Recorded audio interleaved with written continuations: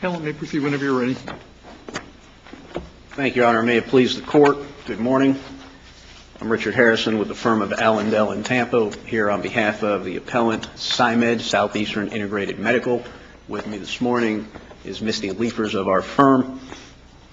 This case, Your Honor, is a dispute between two competing medical practices that are located about 2 miles apart in Gainesville. Our client, SciMed, and the appellee, North Florida Women's Physicians. The dispute is really very simple. SciMed had an employee physician, Dr. Carosio, who had an employment agreement. The employment agreement was for a specified term, 42 months, with 1-year renewals after that, and it had a non-compete clause in it.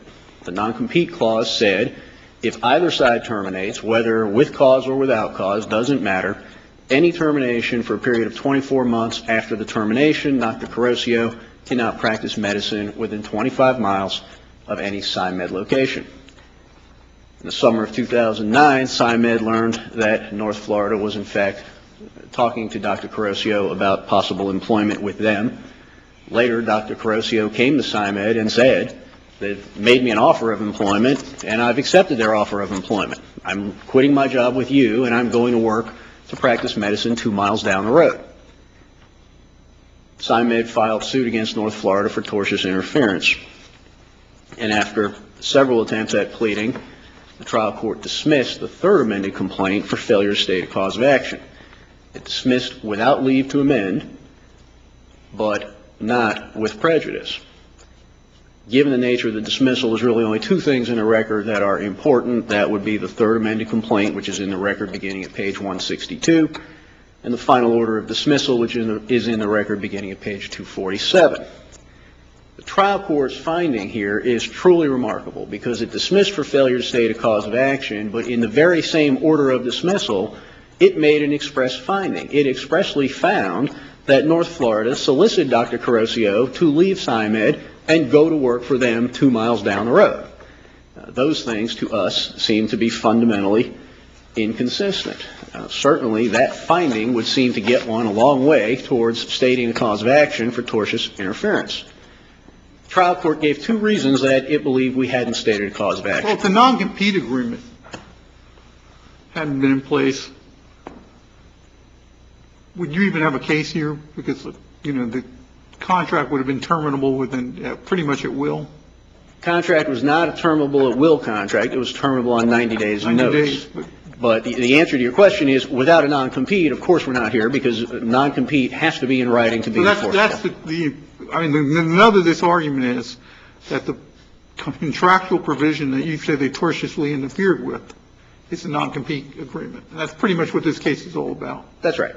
The non-compete says she can't go to work for 24 months within 25 miles, and what North Florida did, what the court even found, was they solicited her to quit us and go to work for them 2 miles down the road.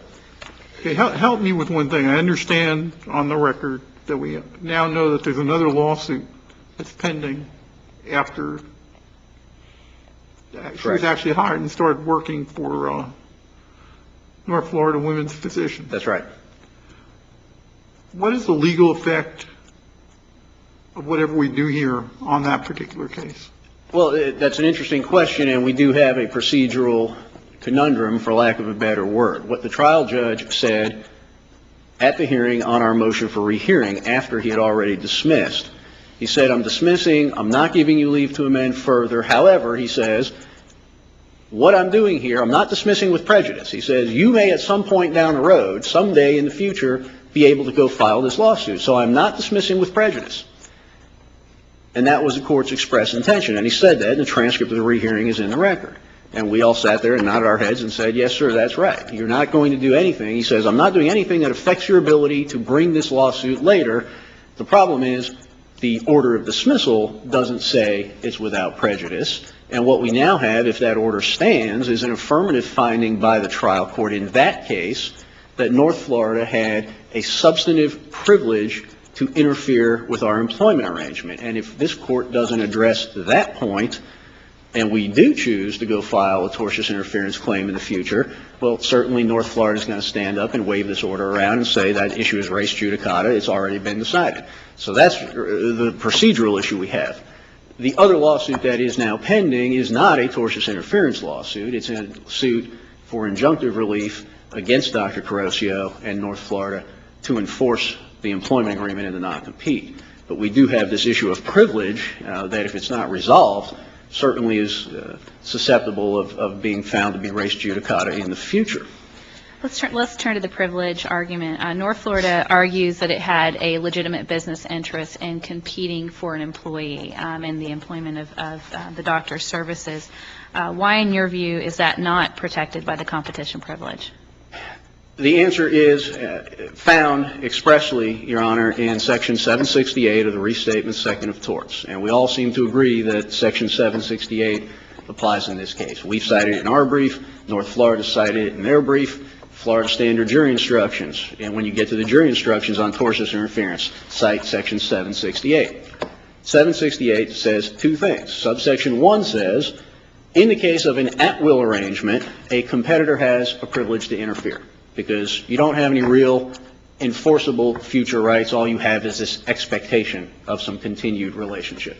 So if it's an at-will arrangement, there's a privilege to interfere. That's subsection 1 of 768. Subsection 2 says the exact opposite. On the other hand, it says if it is not an at-will arrangement, then a competitor does not enjoy that privilege to interfere. They have said throughout this case that our employment agreement is at will, and we disagree.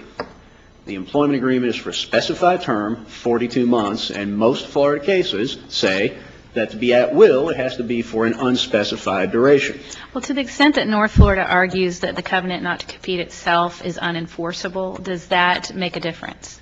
It doesn't make a difference on a motion to dismiss. They want to talk to you about Sanal case and the Tumula case and all these other cases, none of which were decided on a motion to dismiss. The enforceability, whether it's reasonable in terms of time and scope and duration, whether they have a privilege, which is always, to some extent, a factual issue, can't be decided on a motion to dismiss. We don't try the case, and we don't try those defenses on a motion to dismiss. And I want to come back to the last part of the answer to your previous question, Judge Rowe. Even if this is an at-will contract, 768 says the trial court still got it wrong, because there's an exception. So even if we assume that they're right about what kind of a contract it is, even if you decide you agree that it's an at-will contract, 768 says there's an exception. The exception is when you have an at-will contract that has a non-compete in it. What do you do in that situation? North Florida argues that you just ignore the non-compete if it's at-will, and that's not right. Section 768, comment I, answers the question precisely. And what it says is, an employment contract, however, may be only partially terminable at will. It may leave the employment at the employee's option, but provide that he is under a continuing obligation not to engage in competition with a former employer. That's our contract. What do you do under those circumstances? The restatement tells us. Under these circumstances, a defendant engaged in the same business might induce the employee to quit his job. That would be okay. But he is not justified in engaging the employee to work for him in an activity that would mean violating the covenant not to compete. Okay, you're down about a minute. Down into my rebuttal time, so I'll pause for now. Thank you, Your Honor.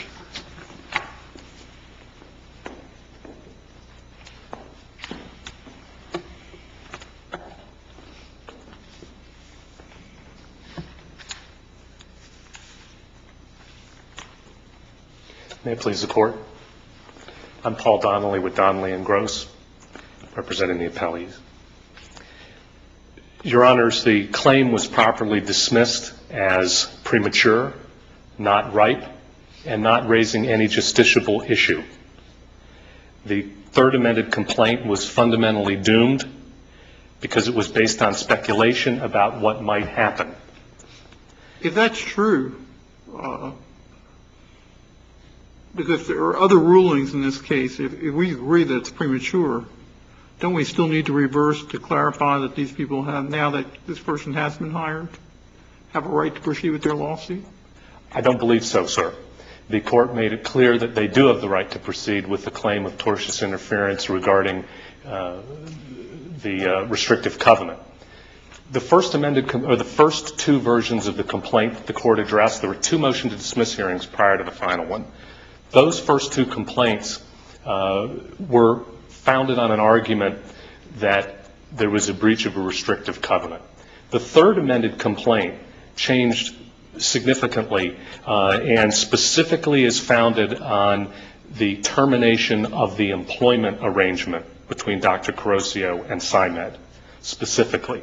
It wasn't until the motion for rehearing and this appeal that the appellant characterized the claim as a breach of a restrictive covenant. Okay, well, hang on 1 second, because if you go to page 170 of the record, allegation 79, Yes, sir. and page 175, allegation 43, it sure appears to me that they were complaining about you interfering with the non-compete. I will look, sir. And I would add that to that, paragraph 41 certainly alleges that Dr. Caroccio had accepted the offer of employment to work for North Florida.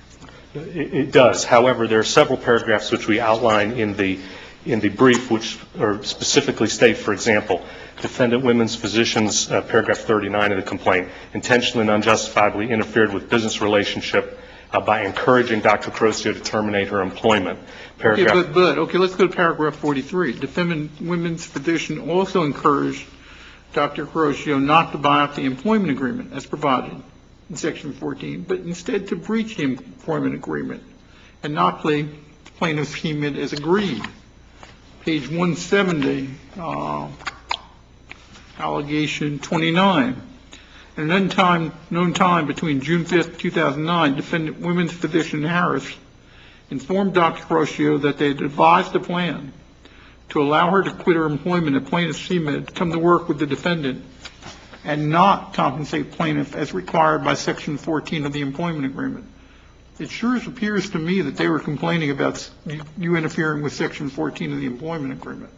Section 14 of the employment agreement was the restrictive covenant, and this characterization of a buyout is incorrect. The provision that they're referring to is the liquidated damages provision of the non-compete, which would be stating that if there's no injunction, they would be entitled to liquidated damages. Okay, I understand how you're characterizing it, but it seemed to me that you were saying that they never brought up the tortious interference with the no, sir. With the covenant not to compete. Obviously, that was one of the things that they were very clearly concerned about. No, they absolutely did allege it. The way that it was characterized at the hearing, and if we look at the argument at the motion to dismiss on the third amended complaint, it was grounded on the termination of employment. They were arguing that termination of employment was the capstone of the case because there had not yet been any employment with North Florida women's physicians. It had not occurred. That may not have ever occurred at the point. It was impossible for the plaintiff to allege that the restrictive covenant was breached and that there was damage caused by that breach. Are you suggesting that an allegation that Dr. Caroccio accepted an offer to work for a competitor and an allegation that she intended not to abide by the liquidated damages clause of her non-compete agreement would not constitute anticipatory repudiation under the law? What more would you need? What more would you would need the allegations that the restrictive covenant was breached, which require compliance with this court's ruling in Sanal and, quite frankly, the Fifth District Court of Appeal case in Tamala. It is in, I'm sorry. I don't think you need to allege an actual breach in an anticipatory repudiation, cause of action. So tell me what more you would need for that cause of action. Specifically, you would need allegations that legitimate business interests recognized by the law would be breached. For example, I'm sorry. Well, certainly there are a number of legitimate business interests that are alleged in the complaint, including patient goodwill, the relationships between North Florida and its clients. What more would you need? You would need actual factual allegations that those things, such as that she was going to take patients, that she was going to utilize the patients that she had seen. In fact, the first two versions of the complaint that were addressed by the court included a written assurance. Well, are you getting to the proof required for damages, and isn't that quite premature in a motion to dismiss? No, not at all. Because, for example, in the not that proof is required for damages. In the tortious interference claim, damages is an essential element of the claim. Well, if you look at paragraph 34.3, it seems that the plaintiff has alleged that the loss of patient goodwill from utilization and exploitation of existing relationships with patients. What additional facts would you need to allege in a complaint to state the cause of action? These are conclusory allegations without a factual basis. There was no factual allegation that any of those things had occurred. Well, they couldn't have occurred in an anticipatory repudiation cause of action. I mean, the fact that North Florida competes with SciMed for gynecological patients in Gainesville within 25 miles, isn't that enough at this stage of the proceedings to state a cause of action? No, it is not, because a broad non-compete that just says you can't engage in the practice of medicine has repeatedly held to be not enforceable as written. So under your view, what was required for the appellants to do is to wait to see if patients were obtained, to file an action based on a non-compete, not a tortious interference claim? Yes, sir. Or to file a tortious interference claim when they can have the elements, which would be that there was, in fact, a breach and that there was damage caused by North Florida women's physicians. In fact, I submit that what the appellant is urging is the court to create a new cause of action regarding tortious interference. They're asking you to create an anticipatory tortious interference or an attempted tortious interference claim. And there is zero case law, no cases presented by appellant, or that we could find in our research, that recognize the idea that there may be a potential or anticipatory What about the argument tortious of your interference. opposing counsel that this final order is flawed because it makes that factual finding regarding privilege, and you're going to use it as a club against them when they do come back, say when the facts are more established, and say, no, you're shut out because there's a factual finding here? Which is rather odd, I think you'd concede, that a factual finding in an order of dismissal. It shouldn't have been, and by the way, the motion for rehearing brought in evidence outside the four corners of the complaint and all that. No, we're not going to use it. If we buy your argument, why isn't the appropriate remedy to send this back for the claim to be amended to allege that the breach has in fact occurred at this point? Because that would be exceeding the four corners of the complaint. At the point in time that the complaint... Yeah, but why can't we just say they can amend it now that, if the only real reason for doing this is saying the complaint at that point was premature, don't we need to reverse this order and make that clear? Well, I don't think it's necessary, because all they have to do is simply supplement, under Rule 1.090, all they do is file a supplemental pleading in the pending case to say we've got new facts and we're alleging tortious interference with the restrictive covenant. I don't think it gets them anywhere because they've actually filed the claim against North Florida and we're litigating these issues. But do you lose anything by us doing it? If it doesn't get them anything, do you lose anything? Probably not. Okay, so why don't we just do that and make everybody happy, and let's go file a lawsuit now that they're that she's been hired? Your Honor, I think that because the case at that point in front of Judge Monaco failed to state a claim, and he is absolutely correct to say at this time there is no. And I'm not so sure that I have a problem with anything you're saying if all Judge Monaco's order had said I dismiss it because it's premature at this point. Well, the rest I think is really dicta, and it's cloaked in correctness. That's really the gravamen of the dismissal. So you wouldn't have any problem if we said the rest of Judge Monaco's order is dicta, it's premature, let him go back and refile? No, because we said that at the motion for rehearing. And in fact, I think counsel even waived his characterization today was a little different than what was actually said on pages about 343 and 344 of the record, when the judge said, you can just refile, you can make this claim in the pending litigation you've got going now, can't you? And he says, yes, we can. And that's as close to a direct quote as I think I can make in that situation. Thank you very much.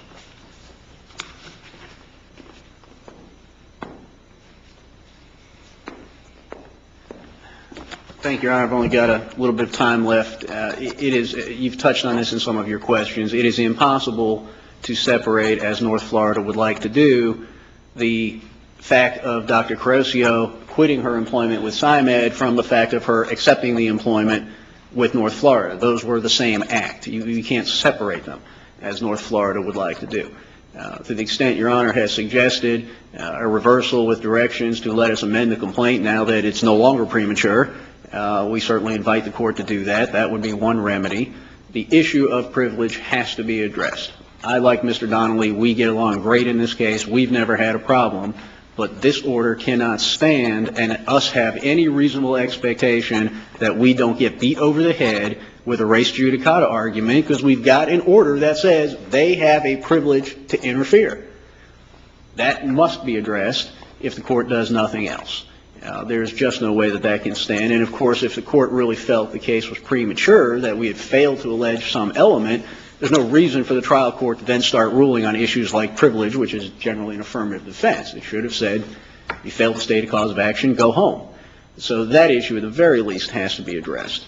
We don't think the complaint was premature because Florida recognizes anticipatory breach, and that's exactly what happened here. If Dr. Carosio would come to us and said, I'm quitting to stay home and raise my children, that's not an anticipatory breach because our contract doesn't prohibit her from quitting. It prohibits her from quitting us and going to work for North Florida 2 miles down the road. And when she comes to us and says, that's what I'm doing, that's an anticipatory breach. There is nothing more we need to wait for. Florida law recognizes that we as the non-breaching party have the immediate right to take action. I see my time is up. Thank you very much. Thank you.